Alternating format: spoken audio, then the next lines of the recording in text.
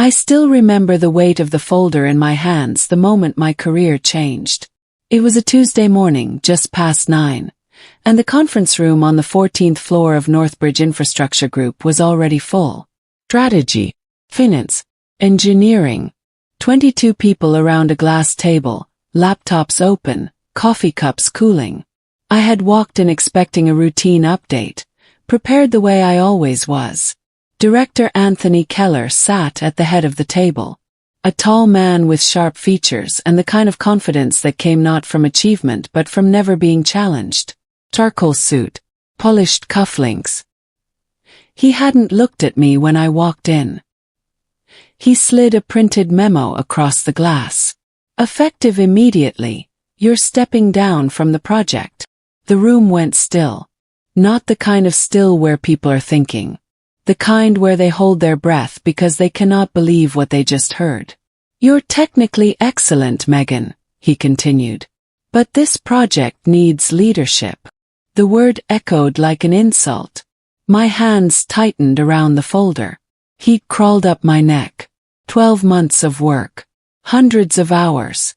He had just taken it from me in front of everyone. What none of them knew was that 3 days later, one phone call would change everything. My name is Megan Whitaker, 32 years old at the time. Senior Strategic Analyst at Northbridge Infrastructure Group, a firm specializing in large-scale planning and delivery for public and private infrastructure projects. I'd been there 5 years. Before that, 2 years at a smaller consultancy where I learned to read rooms, manage difficult clients, and produce work that spoke for itself quietly and clearly. I was not loud. I was not political. I didn't spend lunches building alliances or engineer my visibility. I stayed late because the work needed it. That was both my greatest strength and, for a long time, my biggest blind spot. The Ridgeline infrastructure expansion was the most important project of my career. A $900 million contract involving a regional transport network spanning 4 states. It had been handed to our division 14 months earlier, and I had been assigned lead analyst from day one. Within 3 months I was running the client strategy. Within 6, their executive team was routing all key questions directly through me.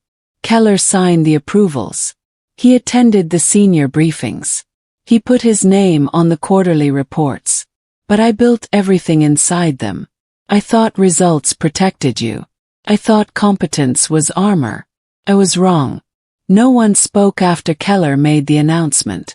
The silence lasted long enough to become its own statement. 22 professionals in a glass-walled room, and not one of them said a word. Brian Delaney, my colleague 2 seats to my left, stared at his laptop screen as though something fascinating had appeared on it. He hadn't known. I could tell by the way his shoulders went rigid, the way he blinked too many times when Keller said his name. Brian will take over project leadership effective today. Brian looked up slowly. His expression wasn't triumph. It was confusion mixed with panic. He was hardworking and competent, but completely unqualified to lead a $900 million infrastructure negotiation. He knew it. I could see him already calculating how to survive what had just been handed to him. HR sat at the far end of the table, pretending to take notes. Frank Alderton, VP of Operations, said nothing. He looked at his hands. Nobody pushed back. I forced a professional smile. The kind that doesn't reach your eyes but holds everything else together. Understood, I said. 2 syllables. Controlled. Clean. But underneath that word, something cold had settled in my chest. Not panic. Not tears. Something quieter and more dangerous. Because I already knew something Anthony Keller didn't. Let me explain what 9 months of working directly with Ridgeline's executive team actually looks like. It starts at 6:30 in the morning when a precise man named Walter Obie sends his first message of the day. Questions about load projections. Concerns about Phase 2 timelines. Requests for scenario modeling he needs before his own board meetings. You answer them. Not your director. Not your VP. Because you built the model, you understand the variables, and you earned his trust over dozens of calls and late-night document reviews. It looks like flying to their regional headquarters twice in 3 months, sitting across from their engineers, understanding what they were afraid of losing and what they were trying to protect. Keller attended 2 calls in 9 months. Both times when senior Northbridge leadership was watching. He never visited the client site. He never reviewed the Phase 2 logistics model I built from scratch. He approved my reports, forwarded my summaries upward with his name at the top, and collected credit quietly, without guilt, the way some people collect things they believe the world simply owes them. And now he had handed my work to someone else and called it a restructuring. I walked back to my desk and said nothing to anyone. The walk from the conference room to my desk was not long. Maybe 40 steps down a carpeted hallway past the printer alcove and the row of glass offices. But that Tuesday morning it felt much longer. 2 co-workers caught my eye as I passed. Paula from finance gave me a look that said she was sorry and helpless in equal measure. A junior analyst named Kevin turned away quickly, the way people do when they're embarrassed on your behalf. Someone behind me said quietly, "That was brutal." I sat down at my desk, straightened my keyboard, opened my email. A new message sat at the top of my inbox. Sender: Ridgeline Corporate Communications. Subject: Final Leadership Confirmation. I stared at the subject line without opening it. My hand was completely steady on the mouse. I had learned something about myself years earlier. When something shocking happened, I went still. The storm always came later, in private. In public, I went very calm. I closed the email without reading it. Not because I was afraid of what it said. 'Cause I needed to think first. Carefully. Without emotion clouding the decisions I was already beginning to form. Something told me that email was going to matter a great deal very soon. And I wasn't ready to use it yet. By mid-afternoon, Keller had moved through the office with the energy of a man who had just won something. He spent 20 minutes at Brian's desk, speaking at a volume designed to carry across the entire open floor, slapping Brian on the shoulder, using phrases like big opportunity and perfect timing, framing the transition as a promotion for Brian rather than a removal of me, which was clever. It gave everyone a comfortable story to attach themselves to. Then he glanced across the room toward my desk. Eyes met. He smiled. "Some people are better suited as support staff," he said, still looking in my direction. It wasn't said to me directly. It was said loudly, to no one in particular, the way people say things when they want maximum damage with minimum accountability. A comment everyone heard, but that could never quite be pinned on him. A few heads dipped back toward screens. Someone coughed. The words landed exactly where he intended them to. I held his gaze for 2 seconds. Then I looked back at my monitor. I didn't smile. I didn't flinch. I didn't give him the reaction that would have made his afternoon complete, because I was already 3 steps ahead of him. And the only thing I needed now was patience. That night I sat at my kitchen table with my laptop open and a cold cup of tea forgotten beside me. I wasn't panicking. I was preparing. My project folder held 14 months of documentation. Technical infrastructure models built from raw survey data. Risk registers updated weekly. Financial projections calibrated against Ridgeline's internal budget constraints. Phase 2 logistics frameworks that their own engineering team had reviewed and approved directly with me. But the document I returned to that night wasn't a spreadsheet or a financial model. It was my message thread with Ridgeline's executive team. I scrolled through it slowly. Months of direct communication. Walter Obie's early morning questions. My detailed responses. Voice call summaries I had written and sent to their team for confirmation. Strategy decisions documented with my name on them, approved by their CEO and COO in writing.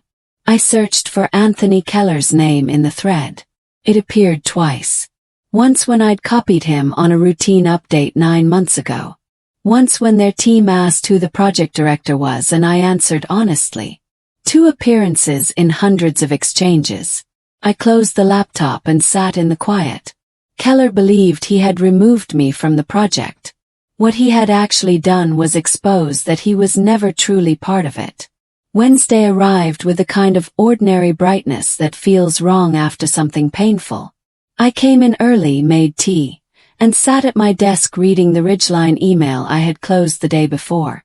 A formal message from their corporate team requesting written confirmation of project leadership ahead of final contract discussions. Standard procedure for a contract this size.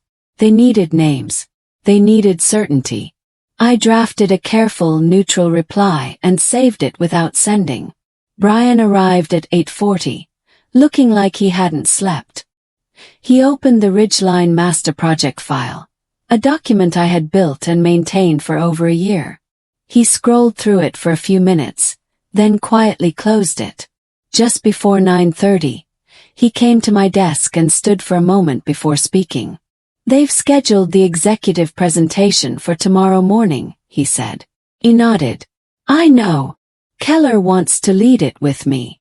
I said nothing. Brian looked uncomfortable. "They asked a question in the confirmation email." He paused. "They asked if you would be presenting." I kept my expression neutral. "What did Keller say?" he asked. Brian glanced toward the director's office. "He hasn't replied yet." I looked back at my screen. The answer was already forming clearly in my mind. I watched the conversation happen from across the room. Brian had gone directly to Keller's office, which had glass walls facing the open floor. I couldn't hear the words. I didn't need to. I had learned to read rooms long before I learned to read spreadsheets. Brian spoke, holding his tablet in both hands.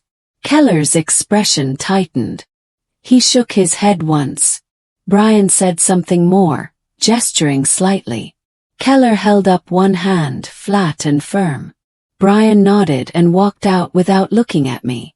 After lunch, I approached Keller's office myself. He was on a call. I stood at the door until he saw me, then held up one finger. He didn't invite me in but didn't wave me away. When the call ended, I stepped inside.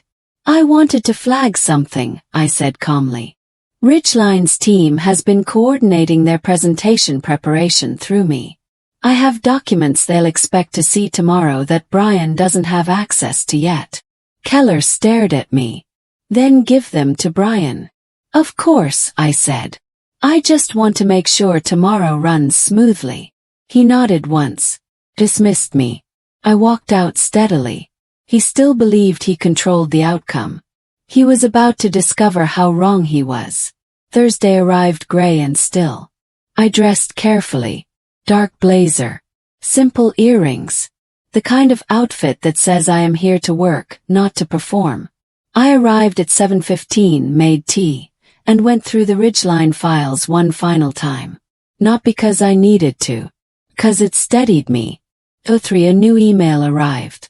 From Walter Obie, COO of Ridgeline Infrastructure. Subject: "Looking forward to your strategy presentation this morning, Megan." He was writing directly to me. Not to Brian. Not to Keller. To me personally, because that was the relationship we had built over 9 months. I typed my reply slowly, choosing every word. "Mr. Obie, thank you. Please note that project leadership has been internally reassigned. The presentation today will be led by Director Anthony Keller and team lead Brian Delaney. I wanted to make sure you had the correct information. Professional, neutral, accurate." His response arrived in under 2 minutes. 4 words. "Please have your director call me." I read those 4 words 3 times. Then I forwarded the email to Keller without any additional comment and waited. I had handed him the warning. What he did with it was his choice. He chose to ignore it. The 14th floor conference room at 9:50 looked the way rooms look before something important breaks. Every seat was taken. Frank Alderton sat at the near end with 2 members of the executive leadership team. Legal had sent a representative. Finance had sent 2. Brian sat nearest the screen, laptop open, water glass untouched. Keller stood at the head of the room in a fresh suit, jacket buttoned. He had not called Walter Obi. His assistant Patrick had quietly told me so when I passed him in the corridor at 9:15. I had taken a seat near the back left corner. Nobody told me to leave. Nobody told me to stay. I sat down with my notebook and my tea and 14 months of careful, thorough, undeniable work stored in the laptop beside me. The video call screen flickered on. The Northbridge technician confirmed the connection. On screen, the Ridgeline leadership team appeared. Walter Obi at the center, flanked by their CEO Marcus Dane and 2 senior engineers. The room straightened. Coffee cups were set down. Keller clicked to his opening slide. Then Walter Obi spoke. He didn't say good morning. He didn't open with pleasantries. He scanned every face around the Northbridge table, moving slowly until he had seen each person in the room. Then he stopped. Before we begin, his voice was quiet, precise, the kind that commands more attention than shouting ever could. The room was already still. Now it became something beyond still. Where is Megan Whitaker? 4 words. They landed in that conference room like a hand pulling the tablecloth from under everything Keller had spent 2 days carefully arranging. Brian turned slightly in his chair, not toward Keller, not toward the screen, but downward toward the table, as if searching for somewhere to put his discomfort. Frank Alderton looked up slowly from his notes. 2 junior staff near the window exchanged a glance they immediately suppressed. I sat quietly at the back. I did not raise my hand. I did not speak. I simply waited. The way you wait when you already know what is coming and you understand that the most powerful thing you can do is let it arrive on its own. There is a particular kind of patience that isn't passive. It's active.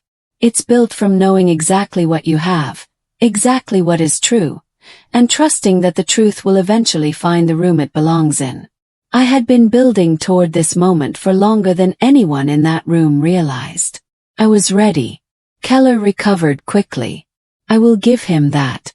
He was practiced at recovery. Years in leadership had taught him how to absorb an unexpected moment, reframe it, and redirect attention before anyone had time to think clearly. He was skilled at it. Skilled enough that it had worked on smart people for years. He cleared his throat. Set his hands flat on the table. Megan is no longer leading the project, he said. Measured. Professional. The voice of a man explaining something reasonable to people who haven't been briefed yet. The silence that followed was different from Tuesday's silence. Tuesday was shock. This was calculation. People around that table were doing fast, quiet math.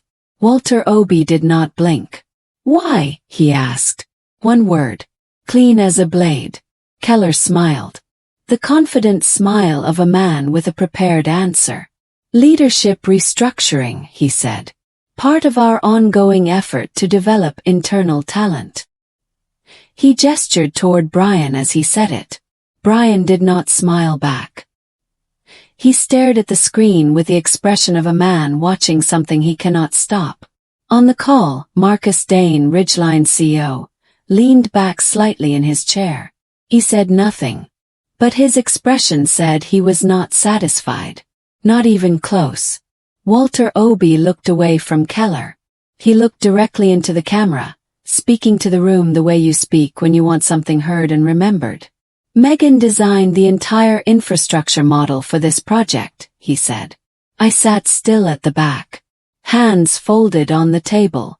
I did not smile, did not nod, did not do anything that could be read as pressure or performance. I had spent enough time in difficult negotiations to know that the most powerful position you can occupy is stillness while everything moves around you. Brian closed his laptop slowly. Not dramatically. Not with frustration. The way a person closes a door after realizing they walked into the wrong room. Keller stiffened. A subtle tightening across his shoulders most people wouldn't notice. I noticed because I had spent a year watching him in rooms like this one, learning how he moved when comfortable and how he moved when he was not. He was not comfortable. The room had shifted. Everyone felt it. No one spoke yet. But everyone understood that the story Keller had told was being quietly dismantled, piece by piece, by a man sitting calmly on the other side of a screen. And that man wasn't finished. Marcus Dane spoke next. He had a measured way of talking, unhurried and direct, that I recognized in the best negotiators I had ever worked alongside. People who understood that the most effective thing you can do in a high-stakes conversation is say exactly what you mean without decoration. She's also the only person on your team who fully understands the Phase 2 logistics, he said. The boardroom went the kind of quiet that has weight. Phase 2 was the most complex piece of the Ridgeline expansion. 4 interconnected transit corridors, 3 regulatory approval tracks running in parallel, a compressed 14-month delivery window requiring precise coordination between our engineering team and Ridgeline's internal operations. I had built the Phase 2 framework over 6 weeks in direct consultation with their engineers. It lived in my files and in the heads of the people I had worked through it with. Brian did not have it. He hadn't known it existed until 48 hours ago. Keller's voice tightened. My team is fully capable of delivering Phase 2. Marcus Dane shook his head. Lowly. Once. That's not what we agreed to. 5 words. Carrying the full weight of 9 months of trust built call by call, document by document, early morning by early morning. Keller had no part in any of it. Then came the sentence no company wants to hear. Marcus Dane said it without raising his voice. Without drama. Without hesitation. The way executives deliver the most serious things, quietly and completely, so no one is left wondering if they heard correctly. We're pausing the contract discussion. The room absorbed it slowly, the way a body absorbs cold water. $900 million. Us. Not cancelled. Not threatened. Us. Which in contract language at this level meant, we are giving you one opportunity to correct whatever just happened, after which we will take this project to a firm that has not misled us. Frank Alderton set down his pen. One of the finance representatives exhaled audibly. The legal counsel clicked his pen twice, stopped, and placed it flat on his notepad. I watched Keller's face as the reality landed. There is a particular expression people get when the story they have been telling runs out of room. When there are no more turns left and the wall is right there in front of them. His face did that now. The confidence didn't disappear all at once.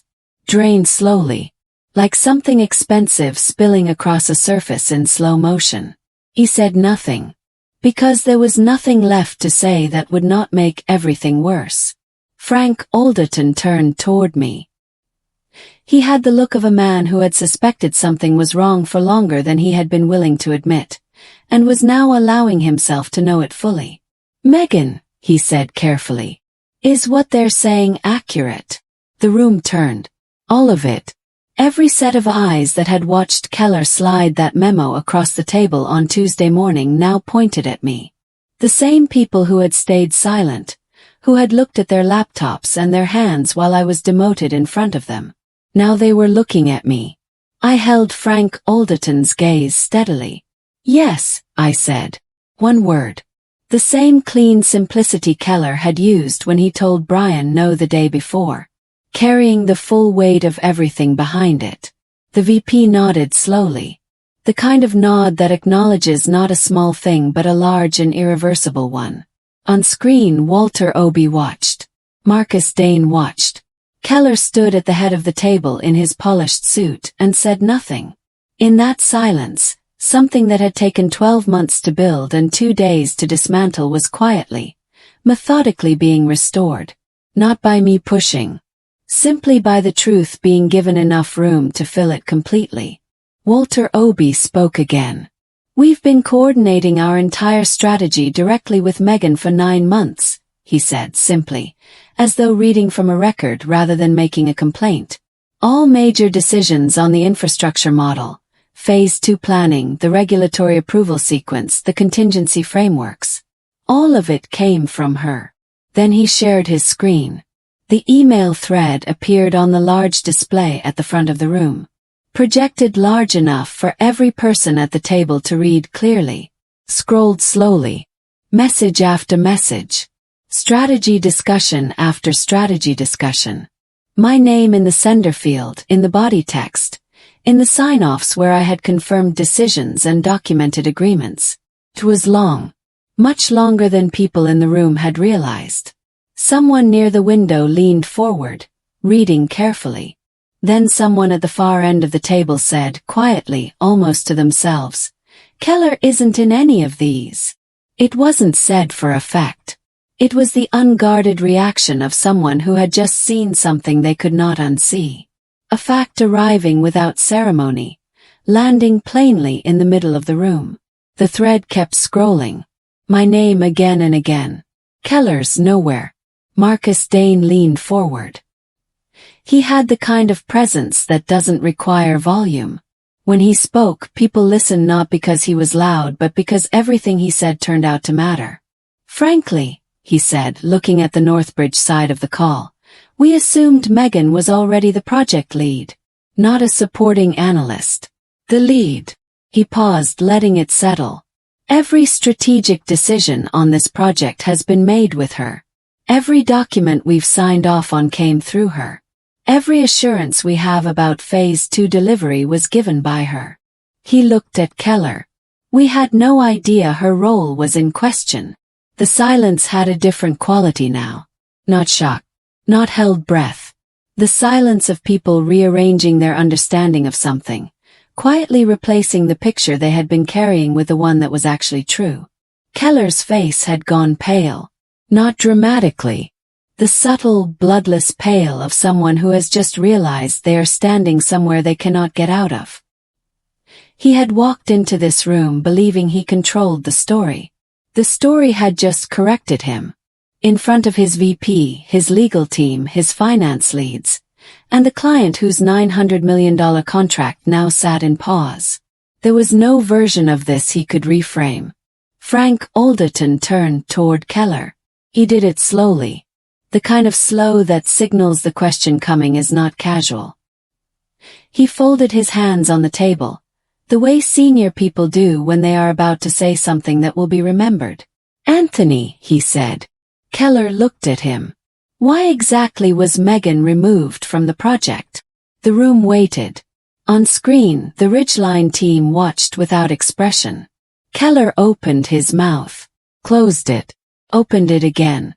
In many years of watching people in difficult rooms, I had seen executives bluster through questions that should have stopped them. I had seen smooth talkers find language for situations where language had no business surviving. Keller was trying to do that now. He reached for words. His jaw worked slightly.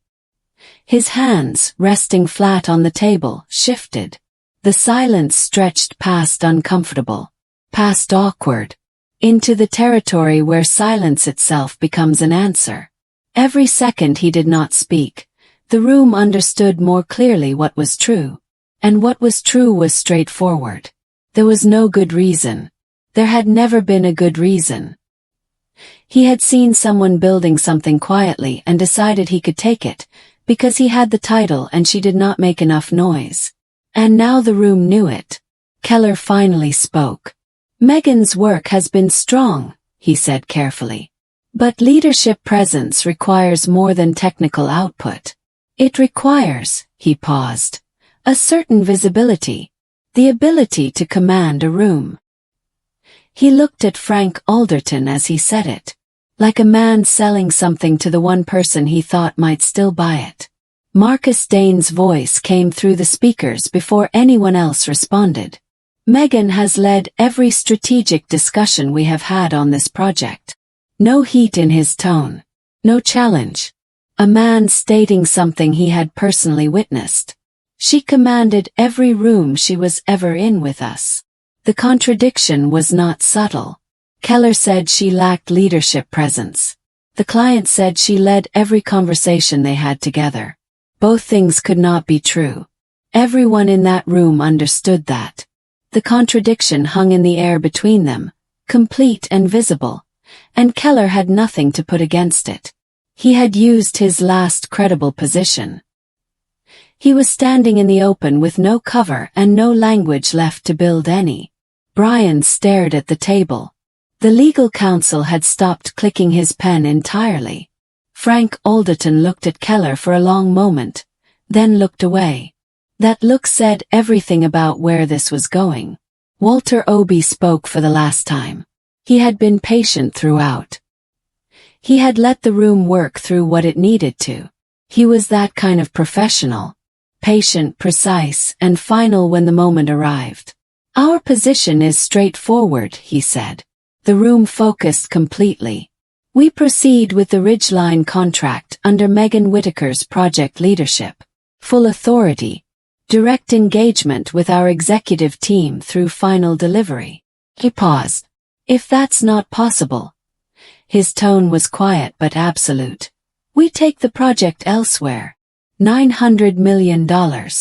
Balanced on one clear condition. The finance representatives exchanged a glance that lasted less than a second. The legal counsel wrote something quickly. Frank Alderton sat very still. I looked at the screen. Walter Obie was looking back at me. Not with expectation or pressure. With the steady expression of a man who had already made his decision and was simply waiting for the room to catch up. I had spent 12 months earning that look. Held it calmly. Around me the room reorganized itself, quietly and permanently, around a new center of gravity. The center was no longer Anthony Keller. It had never truly been Anthony Keller. The call ended at 11:14. For a moment the room simply existed. The screen went dark. The hum of the equipment faded. The silence that followed wasn't the silence of waiting. It was the silence of something having concluded. Then the room erupted. Not loudly, but with the rapid, overlapping movement of people who have been holding still through something significant and now have urgent things to do. Executives leaned together in low voices. Finance gathered papers quickly. Legal was already typing. Frank Alderton stood. He looked at Keller. Not with anger. With the flat, conclusive expression of a senior executive who has seen enough and moved to his next decision. Anthony, he said. My office. Keller followed without a word. He did not look at me as he passed. The room cleared around me. Brian closed his laptop, picked up his bag, and left without speaking. Junior staff filtered out in pairs. Someone opened the blinds and thin morning light came through the glass walls. I stayed seated. I was not performing calm. Actually was calm. The kind that comes after resolution. I had known since Tuesday afternoon how this would end. I simply needed to let the room arrive there on its own. Keller did not return that day. Frank Alderton returned to the conference room at 12:40. The room was empty except for me and Patrick, who was clearing water glasses from the table. Frank nodded at him.